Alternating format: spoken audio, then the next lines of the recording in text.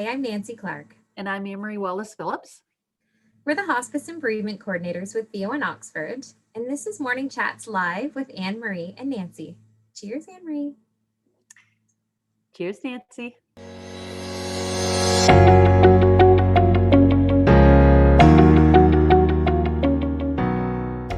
Welcome, everyone. We are so pleased that you're able to join us this evening for our Mourning Chats live event. So before we go ahead and get started with all of the amazing content we have prepared for you tonight, we wanted to begin with a land acknowledgement. So I will play that for you now.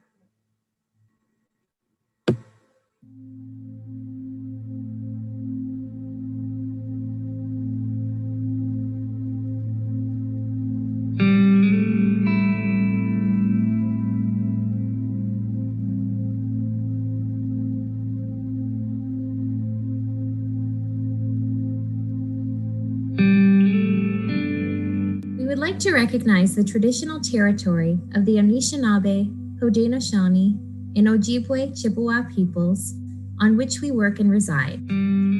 These territories are home to many Indigenous peoples who have lived here for tens of thousands of years and continue to live here. As settlers, immigrants, and their descendants, and as visitors, we honor and respect the many Indigenous peoples of this land and hope for a more just future together. We acknowledge the land to honor and show gratitude as a sign of respect and willingness to heal. As we talk about decolonization, it is important to practice land acknowledgements as a way to help us begin a process of reconciling how the majority of our existence is a continual displacement of Indigenous peoples. Indigenous peoples have always practiced the honoring of guests as well as their hosts when visiting other nations and communities, and we will do the same.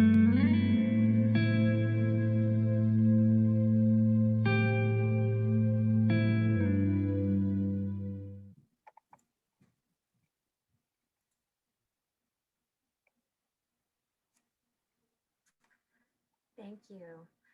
So I'd like to introduce myself before we dig into things. My name is Nancy Clark, and I'm one of the coordinators of Hospice and Bereavement here at VO in Oxford. So many of you I've had the privilege to meet before, and some are new faces tonight. But what really started us to have an idea for this Mourning Chats live presentation tonight was really from the pandemic. So it created a lot of different practices for us, not being able to meet and support our clients in person. So last summer, we decided to try filming morning chat videos and releasing them on our Facebook page. So really, this is just an extension of that to offer education and support to those who are in need tonight. And Anne-Marie, introduce yourself. Thanks, Nancy. So as many of you know, my name is Amory Wallace-Phillips, and I also coordinate hospice and bereavement support for VO in Oxford. I also am the social worker for Sakura House. Nancy and I are absolutely thrilled and honored to be giving you this information and presenting it in a manner where we hope you are able to embrace some of the information that we are going to share. Okay. So you will notice that all of your computers, tablets, and smartphones have been placed on mute. To provide everyone the opportunity to learn and reflect, please ensure that your microphone remains on mute during the formal presentation of the evening.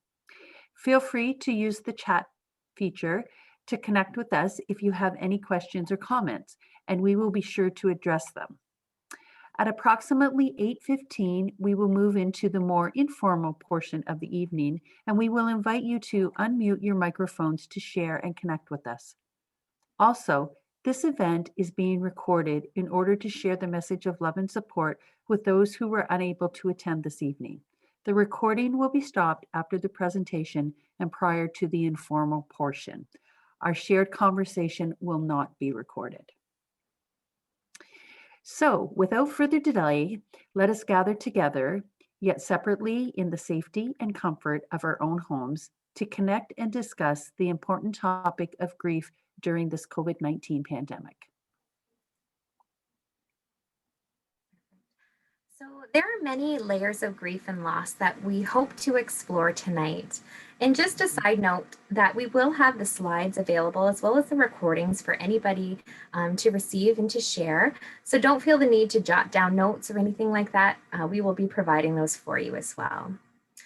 So, in planning this Morning Chats live event, Anne Marie and I really had three main hopes and goals that we were looking to share. So the first one was to recognize the challenges and the level of grief and loss that has really been impacting our community and wreaked havoc on our community during this COVID-19 pandemic. Our second hope was to normalize what we are all experiencing during this time with all of these feelings and validate that, as well as provide education. And our last hope and goal was to be able to honor those who have suffered, who have experienced loss or lost their lives during this time. So I'm going to go over the agenda for this evening. So for approximately from 7 to 7:30, we're going to do what we're calling a Grief 101 presentation. This includes learning a little bit more about grief, mourning, and bereavement, the whys of grief, how grief will affect us, our societal beliefs about grief and closure. From 7:30 to 7:45, we're going to talk about collective grief and the COVID-19 pandemic. From 7:45 to 8 o'clock approximately, we're going to talk about nurturing hope. We're going to hopefully give you some tips and coping strategies on how to navigate this uncertain time. And from 8 to 8:15, that is when our memorial service or ceremony will take place. And then from 8:15 to 9 o'clock, we're going to do an open forum for us to share, connect, and reflect.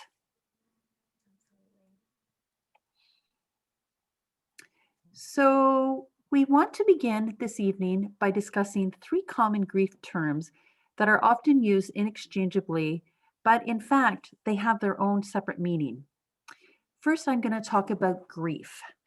Grief is the highly personal, unique, intense emotional response to death that is shown physically, intellectually, socially, emotionally, occupationally, and spiritually.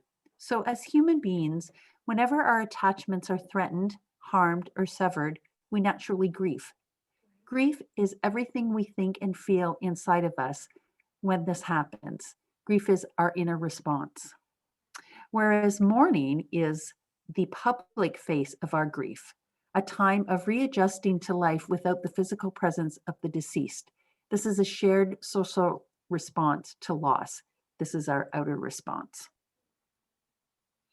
And bereavement is the state of having experienced a loss. Bereavement refers to the fact of loss.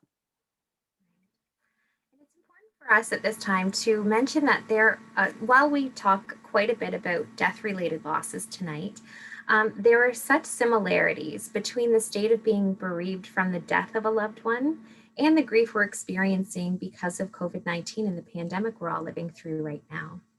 So we wake up every day to a morning that is very different, to a world that is very different, and wonder what the day will bring for us. Or perhaps we wake up to the same painful world when up is down, down is up, and we feel scattered, confused, and frightened. So we wanted to make that distinction very clear tonight, that the purpose of this presentation is both for bereaved individuals due to the death of a loved one, as well as those who are experiencing grief because of this pandemic. So as Anne Marie explained those definitions of grief, mourning, and bereavement, I wanted to dig in a little bit more. While the state of bereavement is shared by everyone who has ever experienced a loss, grief is not universal. So our own unique personal feelings of grief are very unique to us, and they're not universal or experienced by everyone. And it depends on many factors. So Dr. Alan Woolfeld is someone we will reference quite a bit tonight. He's an amazing individual who's written great pieces about grief, bereavement, and mourning. And so he's developed the 12 whys of grief. And that really highlights specifically for people who are grieving the death of someone. Yeah. So, once again, however, many of these whys are also applicable to those of us grieving the non death losses that we've experienced during this pandemic. Yes. So the first why we want to talk about is your relationship with the person who died. So your relationship with the person who died was different than that person's relationship with anybody else. The stronger your attachment to the person who died, the more difficult your grief journey may be. It only makes sense that the closer you felt to the person who died, the more torn apart you may feel about the death. You may feel a strong sense of unfinished business, things you wanted to say but never did, conflicts you wanted to resolve but didn't. And the next why we'll discuss tonight are the circumstances surrounding the person's death. So the how old that person was, the place they held in your heart. Were they someone who lifted you up every day? Were you a caretaker to them? Or did you feel as though this death was preventable? Or were you not there with them when they died? So many of these circumstances will lead you down your grief journey and help to dictate how it is that you will grieve. Yep, absolutely. The ritual or funeral experience. So there is no single right way to have a funeral. We do know, however, that creating a meaningful ritual for survivors can aid in the social, emotional, and spiritual healing after a death. The funeral is a time and a place to express your feelings about the death, therefore legitimizing them. However, in some cases, the pandemic has stripped us of this inherent right to honor the person who has died. Be assured, however, that it is never too late after the death for you to plan and implement a ritual or even a third or fourth ceremony that will help you meet your needs. For example, you may choose to have a tree planted in memory of your loved one, or you may elect to hold a memorial service on the anniversary of the death or when we are able to gather safely again. The power of ceremony is that it helps people heal. You deserve it, and so does the person who died. Right. Also, the people in your life will help dictate how you grieve. So as Anne Marie described, mourning is the public face of grief. And to be able to mourn and express yourself, that requires a support system of other individuals, human beings, that's human connection Yeah. to lift you up and support you and love you along your journey. So healing, it requires an environment of empathy, of caring, and of gentle encouragement. So surrounding yourself with one or ideally more people, but one other person at least who can provide that for you is so important. Yeah. Your unique personality will reflect in your grief. For example, if you are more quiet by nature, you may express your grief quietly. On the other hand, if you are very outgoing, you may be more expressive with your grief. Once again, your personality is unique, just as your grief is unique.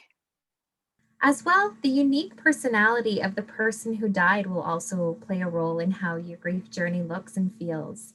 So, just as your own personality played a role into that, whoever this person was for you, the roles they played, were they Mm, the responsible one, the funny one, a mm, caretaker for you, or were you a caregiver for them?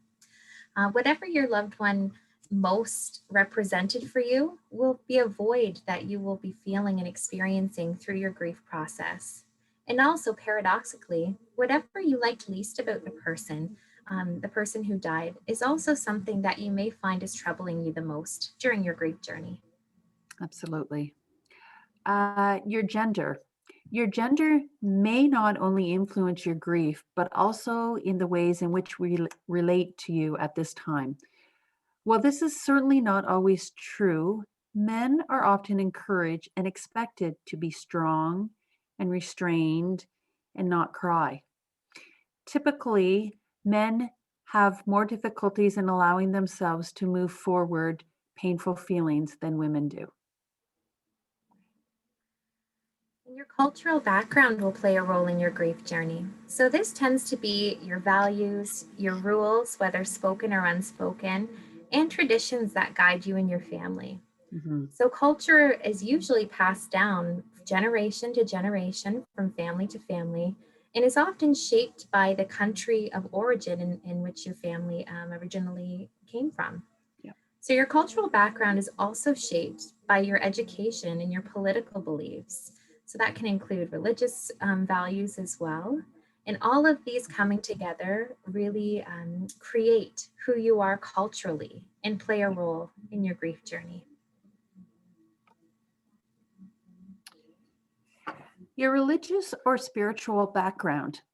Your personal belief system can have a tremendous impact on your grief's journey.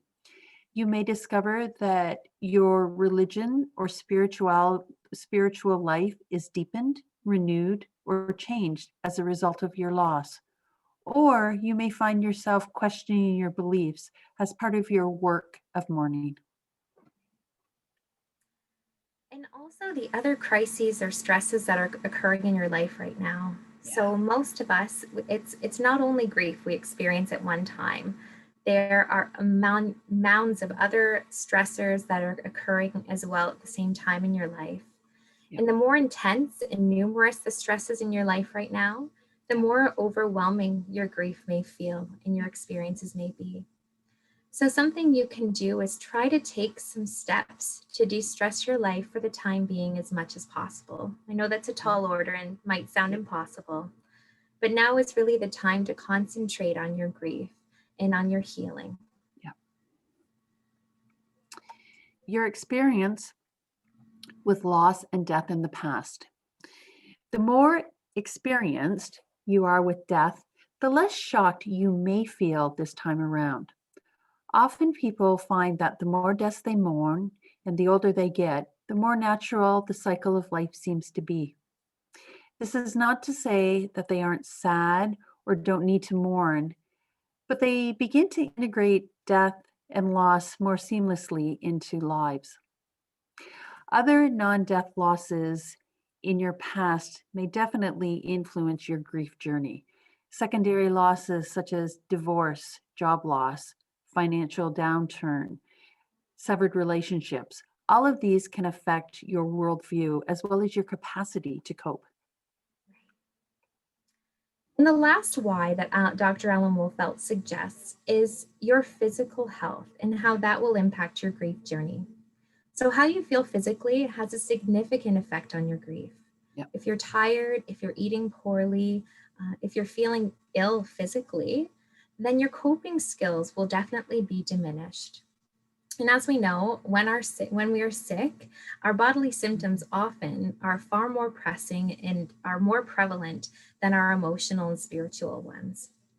So, our suggestion is to do your best to take care of yourself physically, Yep. to eat properly, drink water, get minimal daily exercise, enough exercise that you feel better with, but a manageable amount as well for you, and really take care of yourself physically.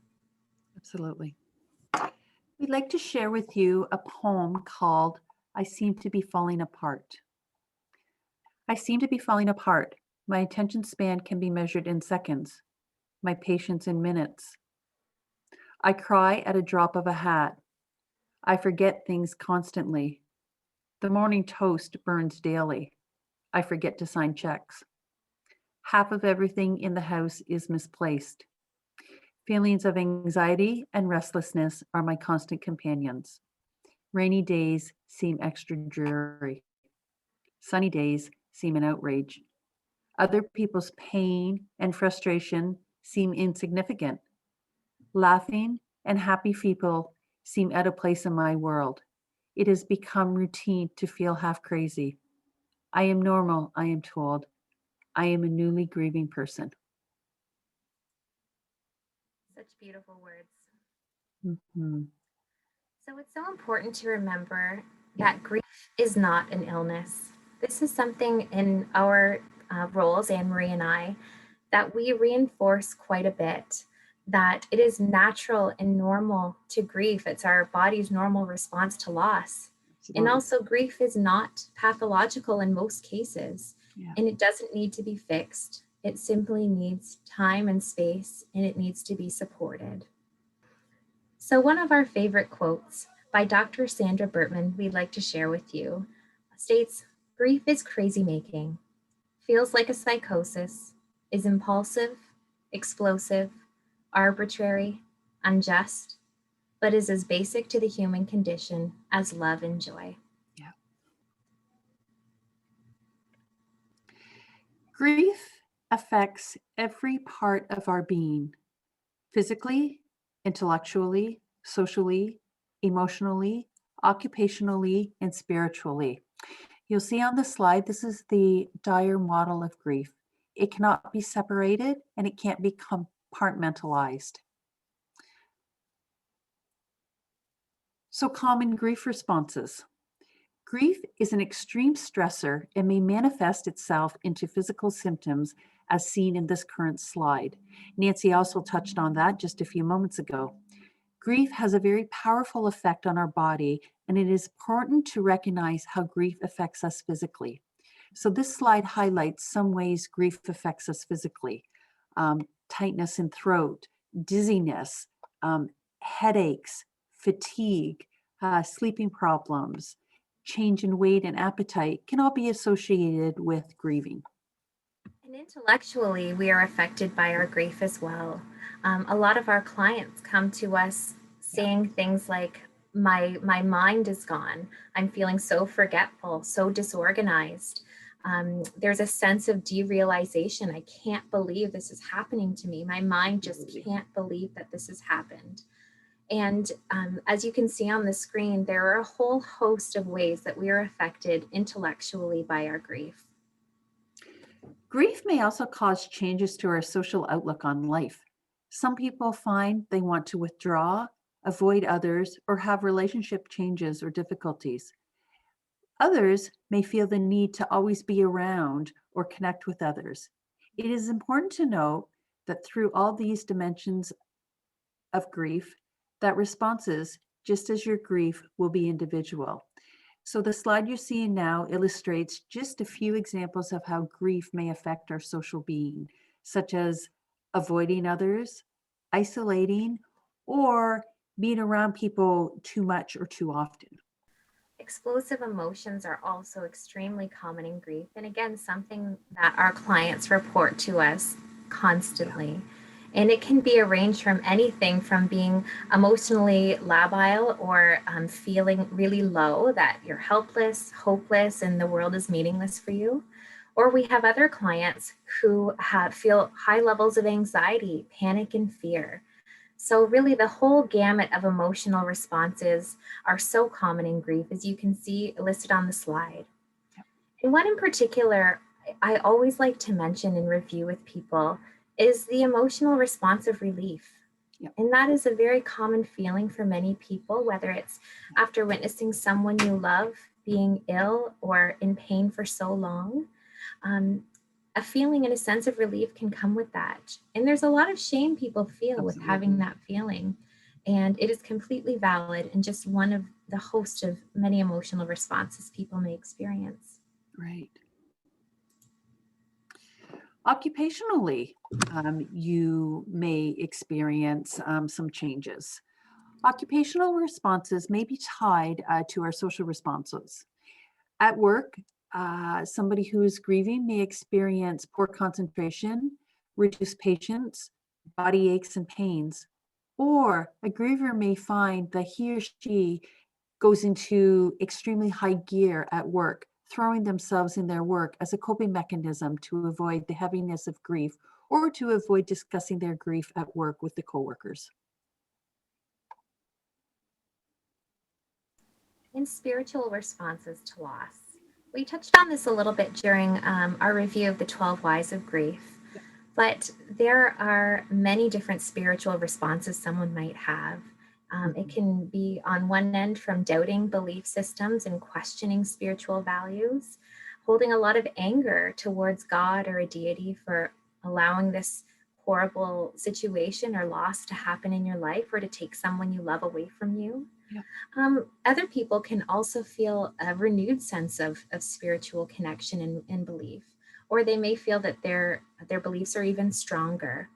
And a lot of the times we actually see these kind of weaving together, that in one moment someone may feel an experience of closeness, and in the next moment they may feel anger at God or a deity. Absolutely. So, as you can see, our grief affects us in so many different ways. Yeah. Our socio-cultural assumptions about grief have led us to hold a really unrealistic expectation about our own grief journeys, including the thought that to grieve well is to achieve closure.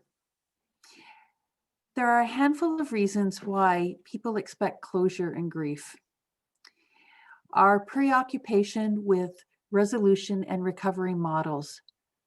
For much of our history, grief theory models have given people the impression that grief follows a set of stages or tasks or a straight line.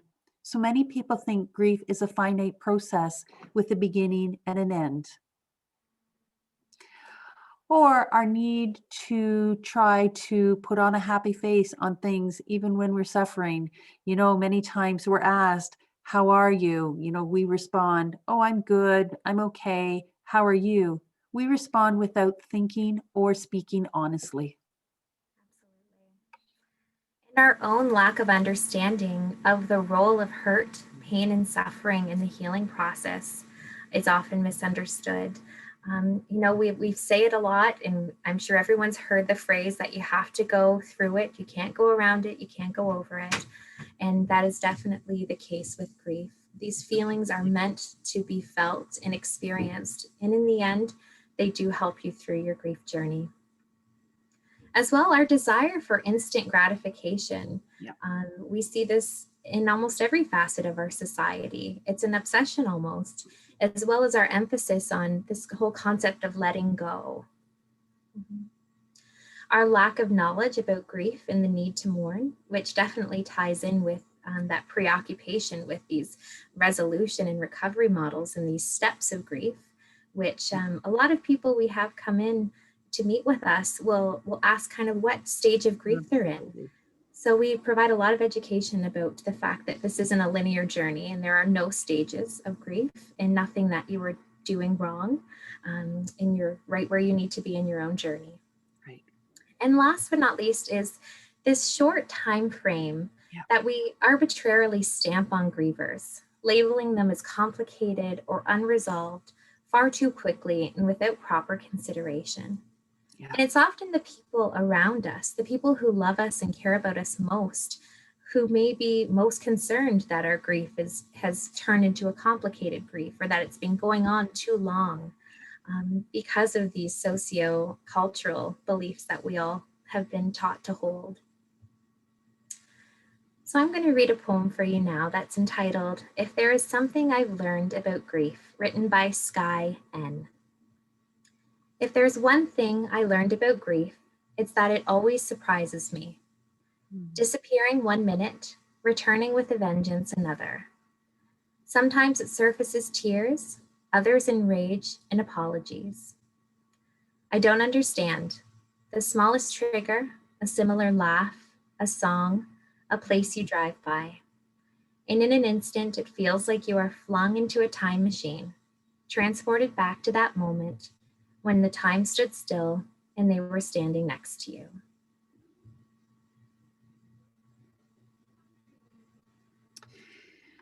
No one ever told me that grief felt so like fear. This is a very common quote from C.S. Lewis when he wrote A Grief Observed after his wife died. Now that we have covered some basics about grief, mourning, and bereavement, let's chat about how our collective grief as a community on a local, national, and global level has been affected by the COVID-19 pandemic. So we're going to talk a little about collective grief. What is it and how do we fit in? The unsettling feelings of discomfort, worry, fear, anxiety that the pandemic has stirred up in many of us is actually feelings of grief. And I'm going to read what collective grief is. Collective grief occurs when communities, societies, villages, or nations experience extreme change or loss. Collective grief can manifest in major events such as war, natural disasters, social upbringings, or other events that result in mass casualties or widespread tragedy. COVID-19 has crept into the homes and the hearts of people all over the world and has definitely created a strong sense of collective grief among us. Absolutely, Anne Marie. Yeah. And the reality is that our world has changed as we know it, and it continues to change every single day. Yeah. So, our minds may understand that, like many pandemics that have come before this one, this isn't our first, and who knows, it might not be our last. But like many of those pandemics before us, this is temporary. Yet our hearts and our bodies, they simply don't feel this way, as we don't know when this will end or in what timeline things will level off. Right. And we also know that when we are through this, life as we knew it will be very different. Absolutely. Yeah, with the masking and with sanitizing and social distancing, it's hard to imagine when our lives will resume to a normal we're used to. Yeah. So some of the things that we are grieving collectively during this pandemic are listed on the screen here, and they include the loss of what is normal, Absolutely. the loss of our ordinary lives and a future that we thought we understood, the loss of economic stability and predictability. So many people have lost their income throughout this time. The loss of connection with other people, which of course causes extreme isolation, as we've seen in the media and our own social circles as well. Mm-hmm. The loss of hope and the loss of routine. Yeah. The loss of freedom, that ability to go wherever you want, whenever you want, without having to think in advance or without having to consider anything really. Yep. The loss of health, yep. And of course, the loss of lives on a massive world scale that we're seeing here in Canada, but also exposed to globally through the news, through social media and other outlets. Absolutely. I think it's also really important to note, Nancy, that obviously not only are adults grieving, but the children are grieving as well. And I think we really need to be very mindful of the grief that the children throughout the world are going through because of the pandemic. Definitely. And on that note too, it's important for us to also mention that while of course we are grieving for the lives of those who have died as a direct result of COVID-19, we're also grieving for those who have died during the pandemic from unrelated causes. Yeah. So these people and their families have been so deeply impacted and affected by not only the restrictions in place, the ability to touch, to hold hands, to kiss a loved one and be there by their side. That is enormous. And for those of you who have lived through that, through this pandemic, we see you. We understand that you have experienced this, and your painful experience in this is not forgotten. So this collective grief and the primary and secondary losses that we've accumulated along the way have had a huge impact on our lives. People today are just simply not used to or equipped or familiar with this kind of collective loss and the intensity of it and how it affects us every single day. Absolutely. So anticipatory grief is another added layer of the collective grief we are experiencing. Anticipatory grief is asking us, what does our future hold? What's coming next? How will this all end up? This brings up deep anxiety and feelings as though we are waiting for the other shoe to drop because we simply don't know. We are sitting in these feelings of insecurity and lack of safety, and it is so uncomfortable and really unfamiliar to us. David Kessler is one of the world's foremost experts on healing and loss, described the world's collective experience during the COVID-19 pandemic by stating, "Our primitive mind knows that something bad is happening, but we can't see it. So this breaks our sense of safety. We're feeling that loss of safety. I don't think we've collectively lost our sense of general safety like this. Individually or as a smaller group, people have felt this. But altogether, this is new. We are grieving on a micro and a macro level." Absolutely. Thank you so much, Amory, for sharing that quote. It is so powerful and I think so enlightening to why some of us are feeling what we are right now. So we recognize that this has been a lot of information that we have thrown your way this evening, and we hope that this has helped you to better understand the fundamental truths about grief and the circumstances that will impact your own unique journey. As well, we hope you have a deeper understanding of collective grief and where you and your feelings fit in during this pandemic. Yeah. So, a quote by Dr. Alan Woolfeld that will lead us into our next segment about hope states, "During difficult times like these, hope is the pillar that holds up the world." So, in difficult times, we must remember to hope. What is hope? It is an expectation of a good that is yet to be. Yeah. It is an inner knowing that the future holds positive things for us. It is trust that no matter the current circumstances, the days to come will reveal happiness for us.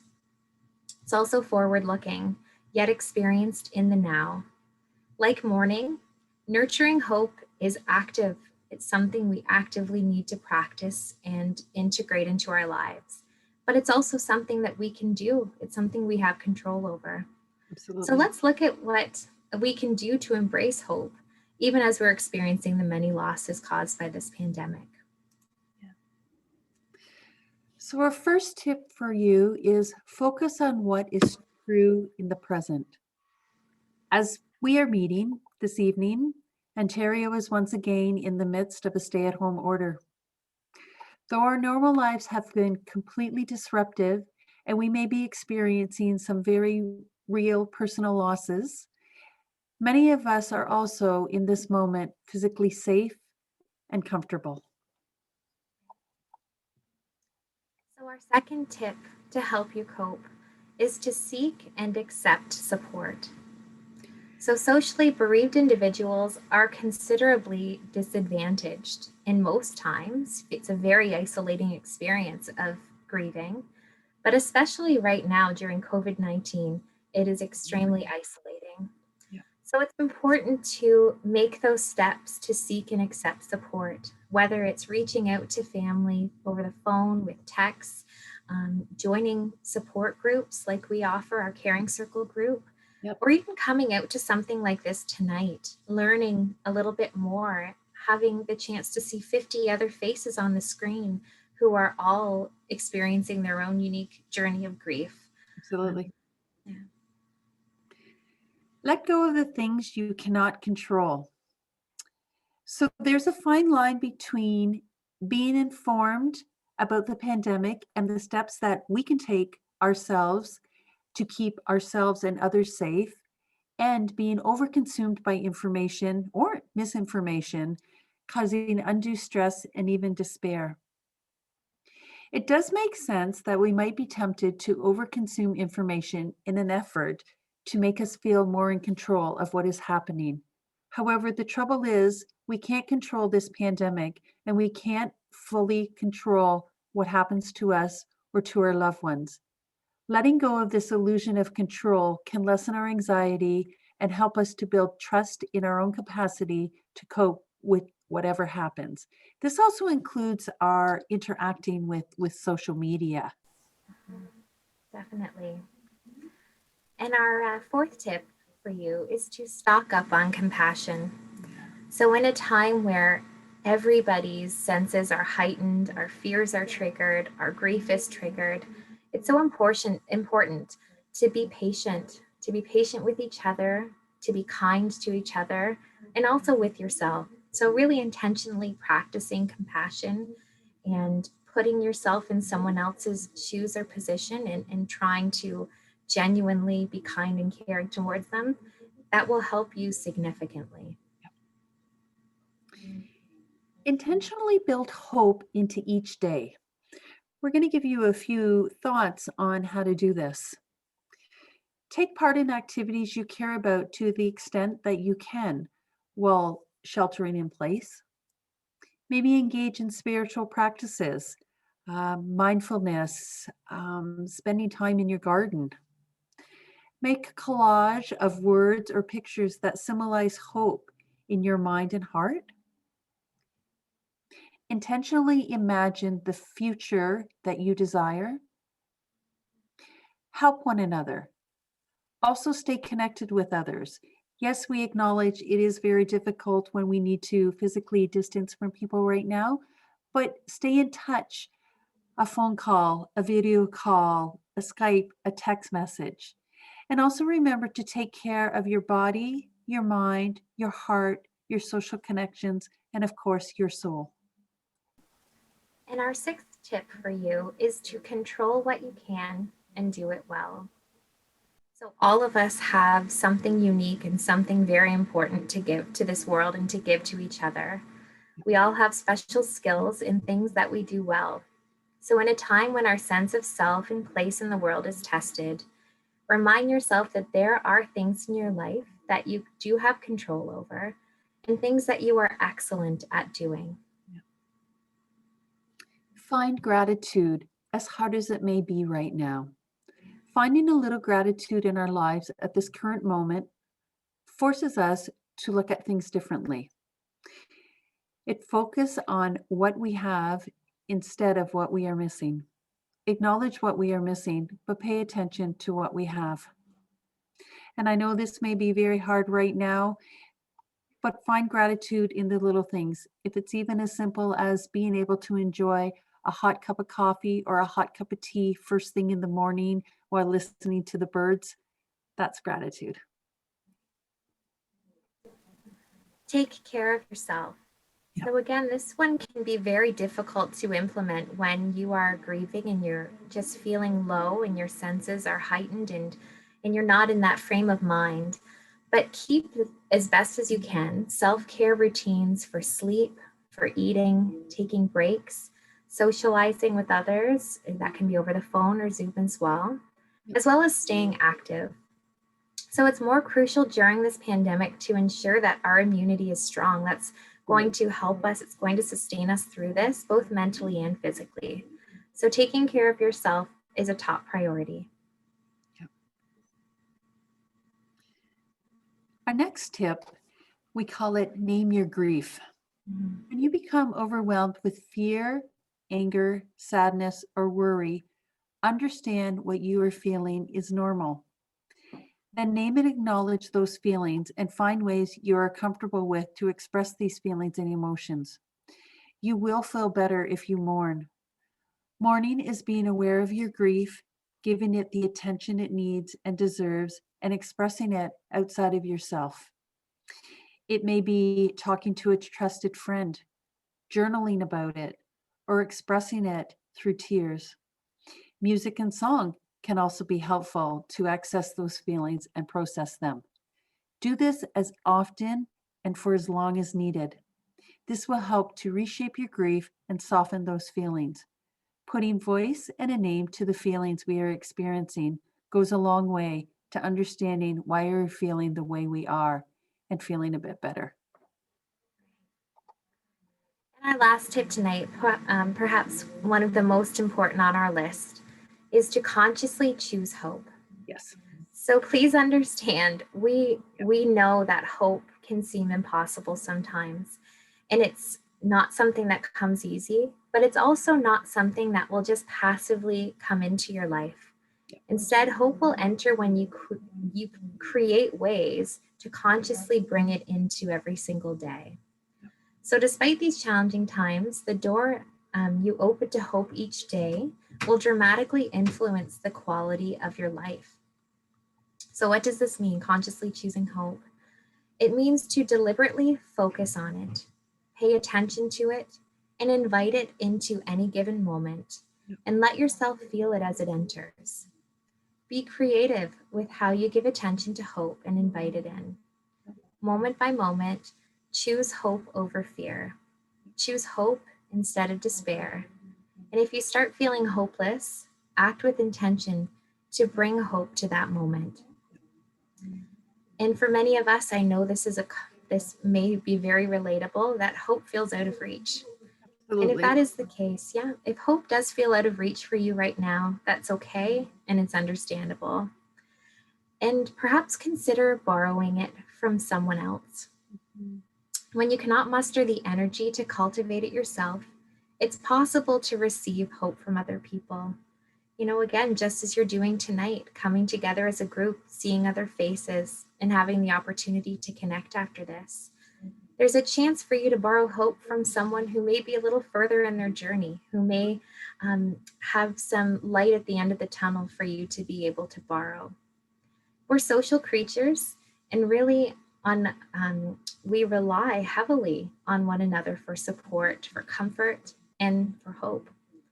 So remember that hope is a renewable resource. Borrow it now and know that in the future, when the time is right and when you have some to pay forward, that you can provide that for someone else as well. Absolutely.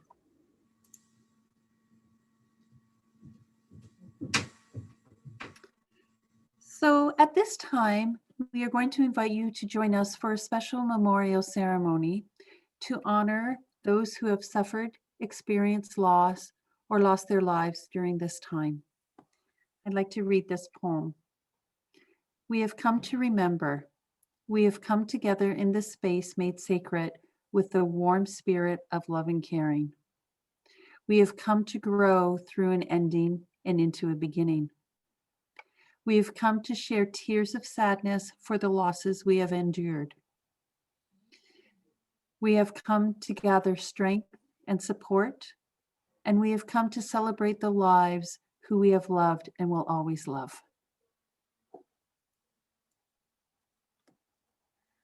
So, lighting a candle in remembrance signifies that the memories of our loved ones and life losses live on and burn bright. So, this evening, Anne Marie and I are going to light 5 candles, one to represent joy and love, one for memories and tears, a candle for our peace, a candle for our strength, and lastly, one for our hope. So, as we light these candles, may the healing warmth of love flow into our hearts, giving us strength and comfort. May the soft glow of light surround us and part the clouds of grief.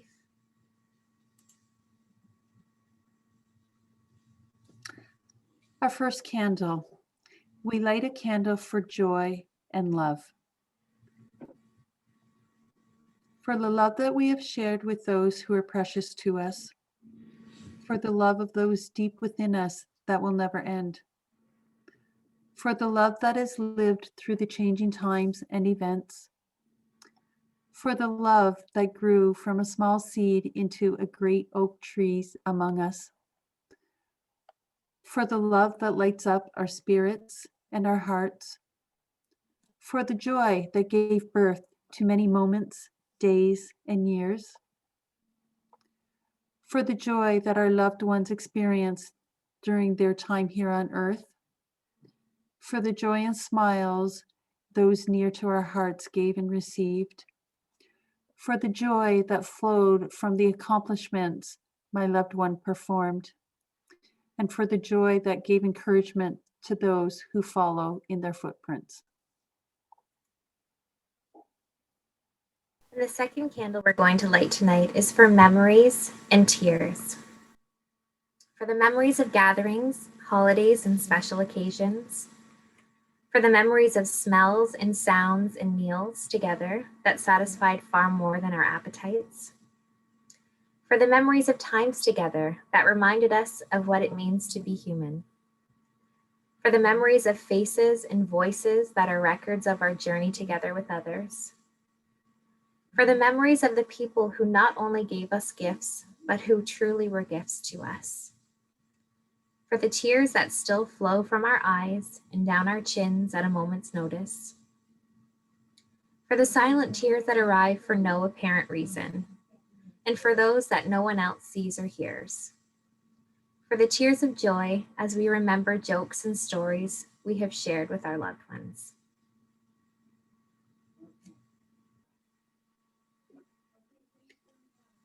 We laid a candle for peace. For the peace we desired for our loved ones and for ourselves. For the peace that is even deeper than our words and feelings can express. For the peace that focuses us for now and helps us to claim our place in the world. For the peace that joins time and eternity in an eternal love song. And for the peace that helps to heal the distance that separates us from one another.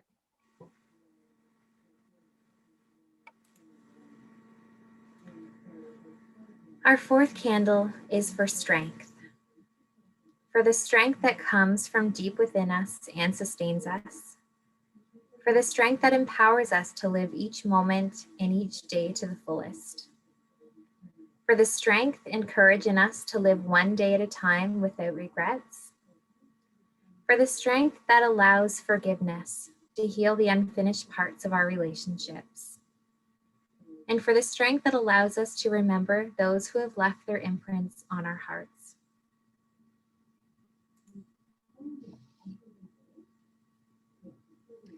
And our fifth candle, we light a candle for hope. For the hopes and dreams and plans we shared with those precious to us.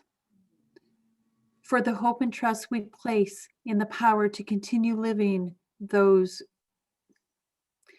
For the hope and trust we place in the power to continue loving those whom we have lost in death. For the hopes our loved one carried within their hearts and spirits. For the hope that brings forth in us the confidence to love others now without regrets. And for the hope and desire to look forward to the days ahead of loving anew those who are close to us.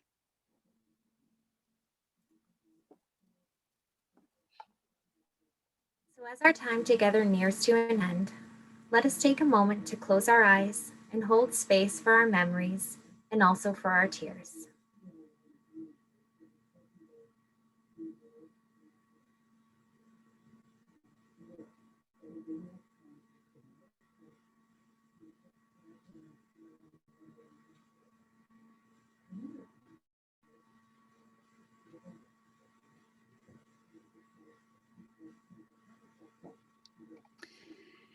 Nancy and I would like to thank you all so very much for joining us for our Mourning Chats live event this evening. Although our formal time this evening has come to an end, please know that we are still here to support you. VO in Oxford offers both group and individual bereavement support via Zoom or telephone, provided by specially trained bereavement volunteers. We have programs available for children, teens, and adults in Oxford County at no cost. We would be honored to connect with you and support you through this time. As we watch the flickering from these candles, we remember that we will discover new life, new hope, new courage, if not today, then perhaps tomorrow or the next day. At this time, we will stop the recording. We invite you to stay online with us and unmute your microphone to share and reflect and to support one another's.